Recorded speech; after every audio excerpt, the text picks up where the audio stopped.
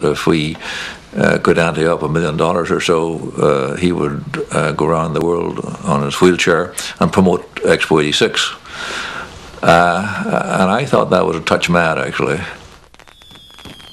Expo 86 endorsed and supported the tour, but Rick found most of his financial support elsewhere. Happy birthday. When it first started, you have to understand, they had no idea. This was like Mickey Rooney and Judy Garland deciding they're going to do a musical. Remember, they were only in 100 movies that said, well, you know, Farmer Brown could let us have the barn and Mom could do the costumes, and they had no idea, but they were going to do it. And at that time, I didn't know that my daughter, Amanda, had become his physiotherapist at G.F. Strong. So I started to get to know him through her, and on one occasion he managed to appear up a flight of steps outside our house, and I opened the door and there he was, and I said, you know, how the hell did he get up here? And he said at that time that he got up there the same way he was going to go around the world. Rick handpicked his team for the tour. His childhood friend Don Alder, his wheelchair track coach Tim Frick, and his cousin Lee Gibson. Crew members would come and go, but only Don would complete the entire tour with Rick. That initial team that started off, the core guys, we like to believe that that was the toughest part. Well, his apartment had wheelchair parts everywhere. We had dishes everywhere, and that sort of, you know, the idea was 4 guys on the road and, you know, sleeping bags and, you know, like, again, wheelchair parts everywhere. We really needed to know ahead of time, you know, the grade of the hills, the length of the hills, you know, where the flat spots were, what the road surface was, so that we could then prepare the wheelchair. Because, you know, obviously if you're going up a hill, you need a larger size hand rim to make your push more efficient. If you're going down a hill, you can work with a smaller hand rim. If you know the prevailing winds, that, you know, makes a difference as to the size of the wheel and the size of the hand rim. So there's a lot of biomechanical concerns that we had to take into account that you wouldn't get in your ordinary holiday planner. Can almost play the beginning of St. Elmo's Fire. We were just starting out, so we didn't know what sort of things we were going to encounter. Tim explains it real well. We thought like Rick was going to be one of those little wind-up monkeys. You just wind him up and he wheels 70 miles and that would take us to the end of the day. He wheeled to leave, and the wheels of the wheelchair hit the little rim under the door, and it stopped. And I thought, well, Jesus, he's not out of the auditorium. You know, and he just wheeled back once and kaboom, and over. But just before he left, I leaned over and he was sort of tearful, and I said, Rick, remember one thing. He said, what's that? I said, a book called Halfway Around the World by Wheelchair ain't gonna sell shit. And he started to laugh, and away they went. The tour started out tough.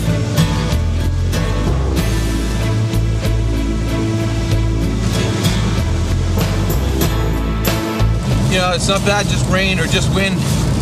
But when it's like 3 or 4 degrees and rain and strong headwinds together, it's tough. But that's part of the game. It would get a lot tougher. And soon, the Man in Motion team would have a new member.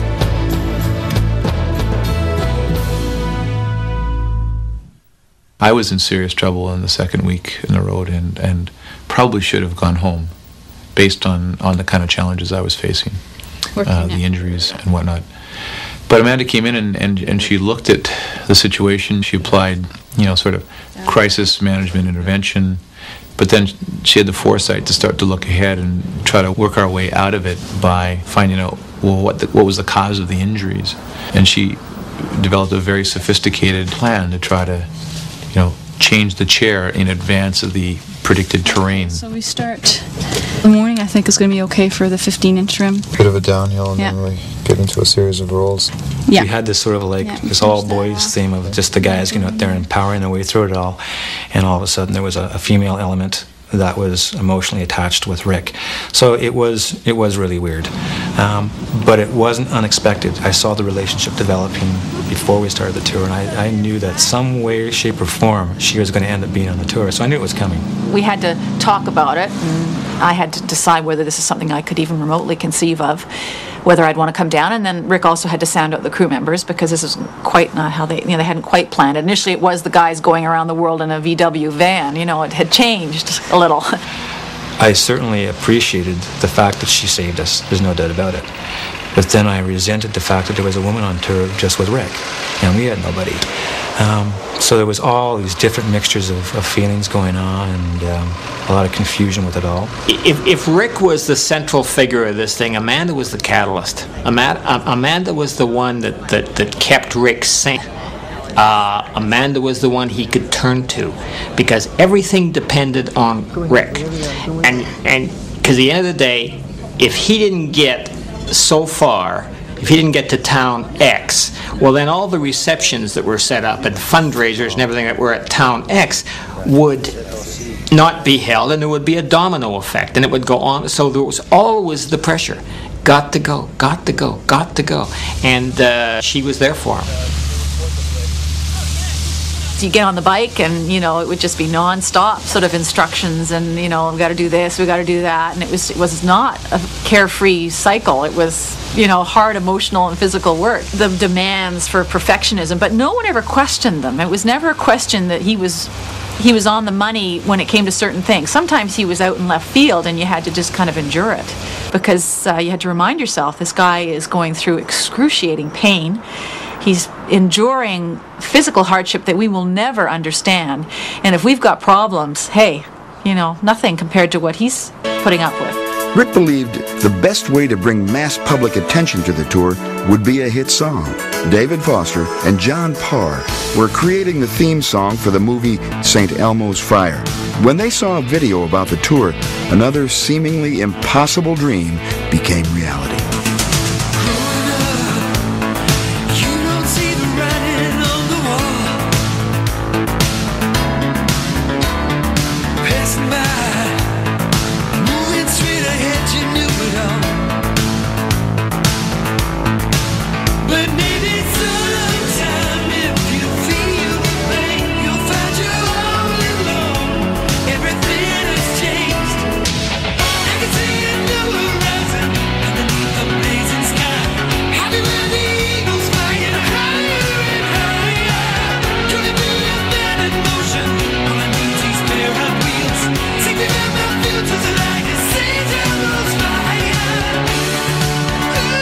Subtitled Man in Motion, St. Elmo's Fire became a #1 hit worldwide and an anthem for the tour.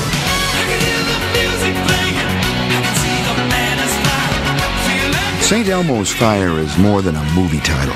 It's an ancient mariner's term for a guiding light in times of trouble. And it was an appropriate metaphor for the tour. I mean, he could get upset, and snap at people. But I mean, to expect somebody under that kind of pressure, that kind of stress, to be, Mr. Nice Guy, the entire time is ridiculous.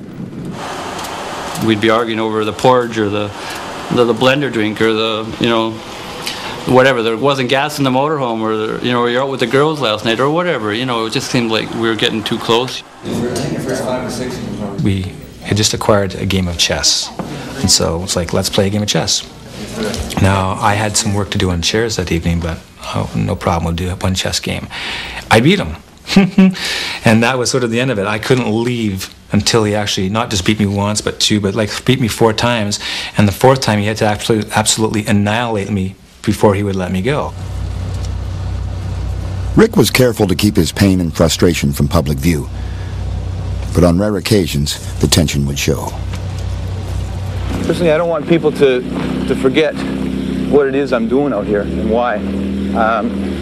If they remember the name Rick Hansen or the World Tour, I really would appreciate it if they make sure they understand very clearly what it is we're doing, because that's why I've given up 3 years of my life.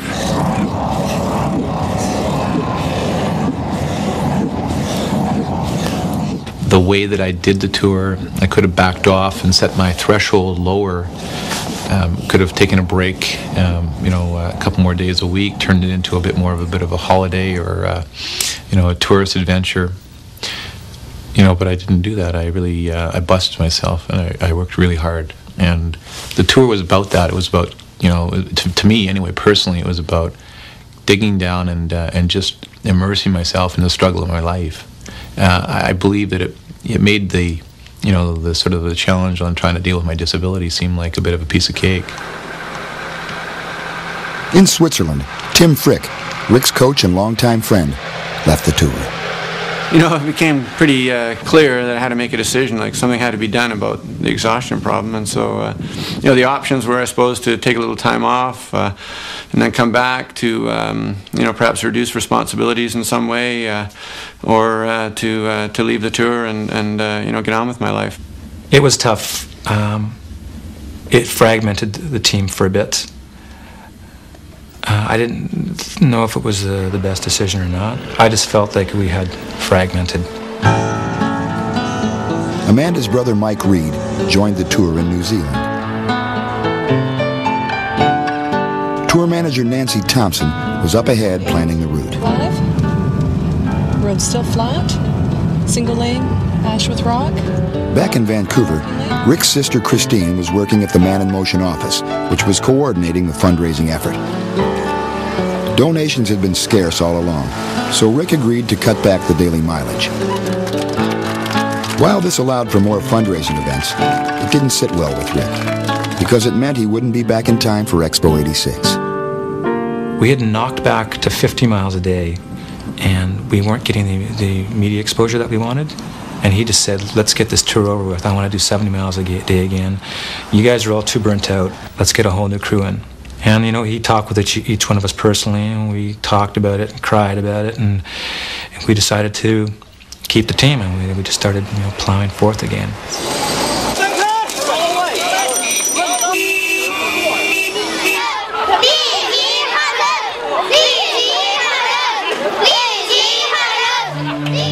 The only man-made structure visible from outer space is the Great Wall of China.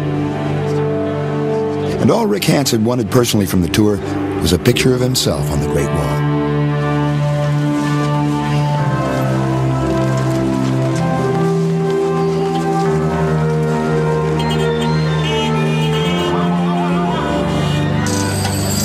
The widespread support of the Chinese people was a turning point for the tour. Rick got his picture taken, and there was little doubt he would make it home.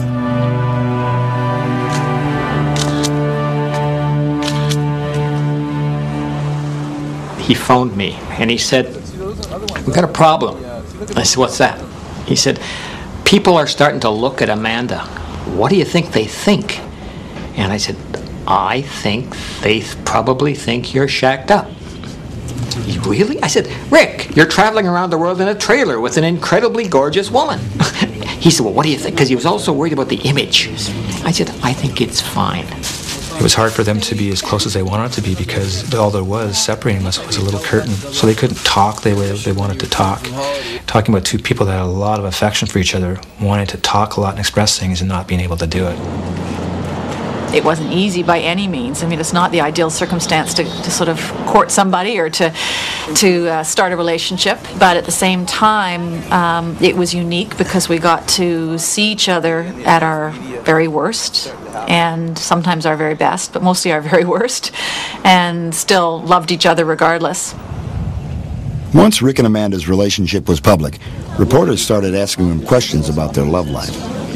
So he said, "Okay, we'll get rid of some of the questions that everybody asks right away." He said, "Okay, here we go. Yes, I can. Yes, we do. Yes, we plan to continue. Yes, we enjoy it. And when was the last time you asked an able-bodied person these questions?" And they stopped, just like that. And if there's anything that I want you to take away with here this afternoon, it's no matter how tough the going gets, there's always a great deal more potential deep down inside of us than we ever dreamt possible. We just have to dig. When Rick speaks, the story which gets the most laughs is about a fight he and Amanda had on the tour. They were having dinner, and the main course was Rick's complaints about the crew. Here I was, yap, yap, yap, and she looked at me and her eyes started to glaze over, and I kept going. And I physically hadn't ever done anything like that in my life, but I just thought I had to get the message across, so I just picked up the salad and threw it at him. I did what any self-respecting boyfriend do in a situation like that. I picked up my salad and tossed it all over her. I was very clear that I was leaving, And off I ran. Going down must have been quite the sight, a guy in a wheelchair chasing the girl down the road. And next thing you know, she does a quick left turn, runs through the ditch, jumps over a barbed wire fence and off into the field. And I am helpless as a shark out of water. And